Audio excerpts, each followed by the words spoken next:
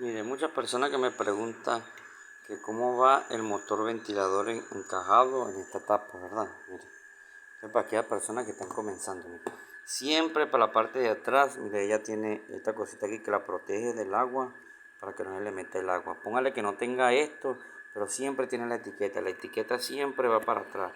Para atrás, mire, así, mire, esto para la parte de adelante y esto para la parte de atrás. Por donde está, donde saca el vapor del aire acondicionado, y por donde enfría. Para aquellas personas que están comenzando, que no saben cómo colocar el motor ventilador.